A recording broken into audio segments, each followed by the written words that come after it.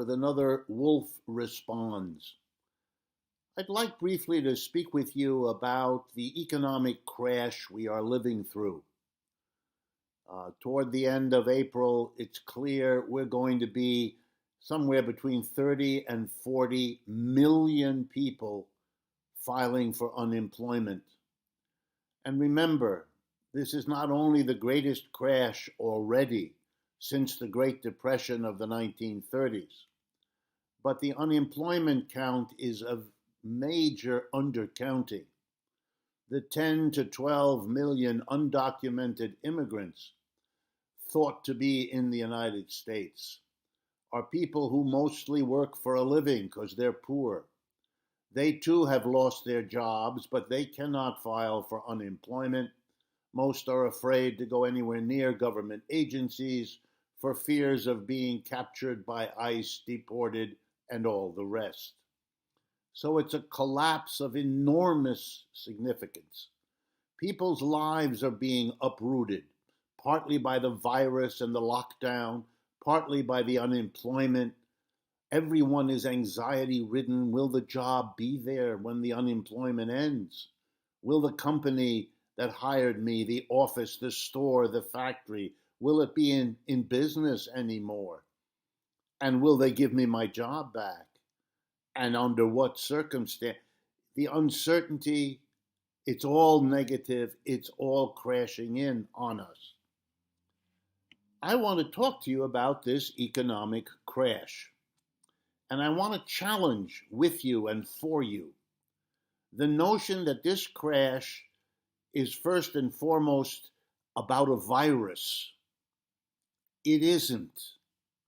Let me explain. In the history of capitalism, a system now 300 to 400 years old, thought to have begun, at least in its modern form, in England back in the 17th century. And here we are, early in the 21st century. So 300 to 400 years capitalism took to go from England to the rest of Europe, North America, Japan, and now it's the global system. Here is the single most important fact about that system's history. Wherever capitalism settled in as the major dominant economic system, it crashed every 4 to 7 years. What do I mean? Every 4 to 7 years, suddenly, significant numbers of people lose their jobs. It's not because they don't work as well as they did a week or a month or a year before. It's not that they aren't as productive as they were before. It has nothing to do with the individual worker. The system breaks down. The employer suddenly can't sell. And so the employer lays off. And of course, as the employer lays off, the laid off people can't buy, which means other employers can't sell, and they lay off, and you have that spiral down that we call a recession, a depression, a downturn, a crisis. We have so many words for this in the English and in every other language because it happens so often. Now that we've studied 300 to 400 years of capitalism's history, we know every 4 to 7 years this happens. Sometimes, if we're lucky, the economic crashes are short-lived and don't cut very deep. But at other times, they cut very deep and last a long time. The Great Depression of the 1930s hit in October of 1929 and really wasn't completed until early in 1941. That's 11 years. Wow. That's a long time. The Great Depression was a capitalist downturn that was long and deep, which they often can be. The last one we had in 2008 and 9 was a doozy, almost as bad as the Great Depression, so it got the name the Great Recession. Whatever you call it, let's take a look. We're in the year 2020. That is 20 years of a new century. And during that time, we've had 3 economic crashes. The first one was in the spring of 2000. It got the name dot-com crash because it was associated with a stock market collapse when a whole bunch of high-tech companies whose stock prices had gone crazy, even though these companies were young and had never earned a profit and did not look like they would anytime soon. But their prices went crazy until people got scared, sold the stock, the prices crashed. And with the stock market crash, people got worried there might be an economic crash. So that was the first one. It didn't cut too deep. It didn't last too long. Then in 2008 and 9, we had another one. Pretty much on target. This one was a doozy. It cut deep. It lasted a long time. Basically started in the middle of 2007 and wasn't done until we were into 2010. And now we have 2020, the virus, we call the crash the corona crash, like we call the 2008 one the subprime mortgage crash, and the one back in 2000, the dot-com crash. Notice how the names are given not to a capitalism that crashes every 4 to 7 years, but rather to whatever sets it off, the trigger. In 2000, dot-com stock prices, excuse me.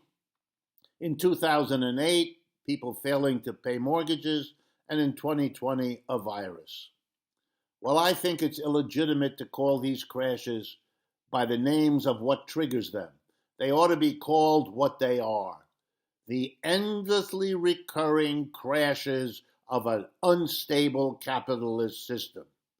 Do the arithmetic. 20 years of a new century, 3 crashes so far, works out on average every 7 years, just like it has been all the time and everywhere. If it hadn't been for the particular triggers that worked this time, it would have been something else. How do I know? Because for 300 to 400 years, it was something else. Sure, each crisis is unique and has its unique trigger, its unique conditions.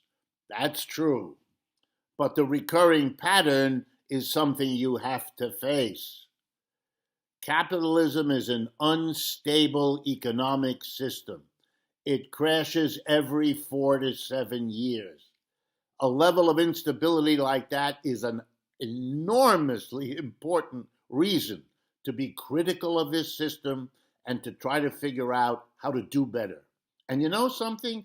Capitalism has been trying from the beginning to overcome its every 4 to 7 year crash pattern. Tried everything. Government money policy, government fiscal policy, changing taxes, passing laws. In the 1930s, the last big doozy of a crash, we even had a new economics developed by a British economist named John Maynard Keynes. We call it Keynesian economics. It's all about how to try to stop these crashes. And we did try, and we failed as a capitalist system. If you lived with a person as unstable as capitalism, you would have moved out long ago. We have a system that doesn't work for most people. It produces grotesque inequality. It is unstable in the way we've just discussed.